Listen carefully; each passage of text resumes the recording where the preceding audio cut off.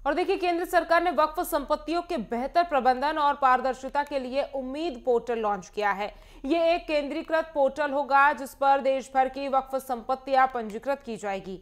इसी को लेकर नेटवर्क 10 के संवाददाता ने बीजेपी नेता मुख्तार अब्बास नकवी से खास बातचीत की है। आपको सुनवाते हैं।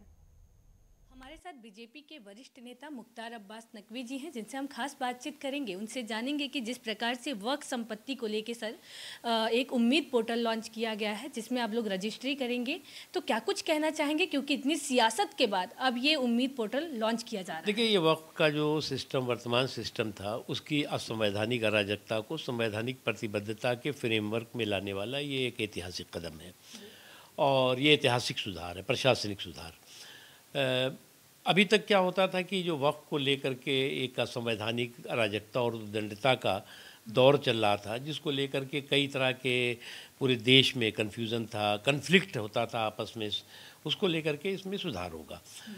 हाँ, ये बात सही है कि लूट की एक लंपट लावी थी उस पुराने वक्फ सिस्टम को अपना लूट की लंपट लावी का लीगल लाइसेंस मान के चलती थी और उस लीगल लाइसेंस की नाकाबंदी और तालाबंदी से वो लूट की लंपट लावी ज़रूर लामबंद हुई है, लेकिन उससे कोई फ़र्क नहीं पड़ने वाला। ये समाज की बेहतरी के लिए है, देश की बेहतरी के लिए है और पूरे के पूरे वक्फ सिस्टम को संवैधानिक प्रतिबद्धता के फ्रेमवर्क में लाने वाला है। सर, आप भी इस रेडी में रहे हैं, तो किस प्रकार से लोग अपनी रजिस्ट्रेशन कराएंगे, किस प्रकार से इसके मतलब उम्मीद पोर्टल को अपने तरीके से चला? उत्तर प्रदेश की सरकार ने लगभग 3-4 साल पहले इस तरह के एक पोर्टल का इजाद किया था और बहुत ही वो सफल रहा। मैं मानता हूँ कि इस तरह के पोर्टल के ज़रिए पूरे के पूरे वक्फ सिस्टम की जो है वो लेखा जोखा, उसका पूरी जानकारी और उसका इतिहास भूगोल देश के सामने आ सकेगा। सर, वहीं अगर बात करते चले, कल बकरीद है, तो क्या कुछ गाइडलाइंस बनाए, क्योंकि दिल्ली में भी गाइडलाइंस बनाई गई है, खुले में कुछ भी नहीं कटेगा, और साथ में ही जनता को क्या कुछ कहना चाहेंगे? देखिए, एक चीज़ समझिए, जो लोग गो हत्या को लेकर के जो है वो उसका अपना संवैधानिक और धार्मिक अधिकार मान के बैठते हैं, वो जो है वो इंसानियत के ख़िलाफ़ तो अपराध कर ही रहे हैं, इस्लाम के ख़िलाफ़ भी अपराध है उनका।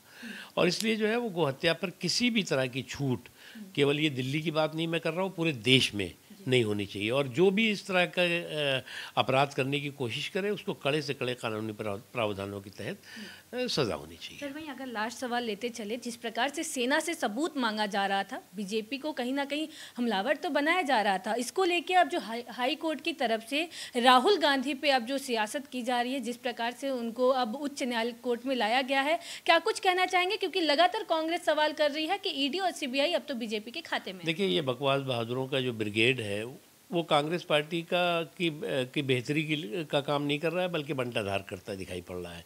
और इस बकवास बहादुरों के ब्रिगेड का जो बकवास बहादुरी है या बकबक जो है वो कांग्रेस पार्टी के बेहतरी नहीं बल्कि बंटाधार कर रहा है, क्योंकि आज पूरा देश हमारी सेना के शौर्य पराक्रम को नतमस्तक होकर के सलाम कर रहा है। कांग्रेस पार्टी और उनके कुछ साथी जो है वो सवाल करने में लगे हुए हैं।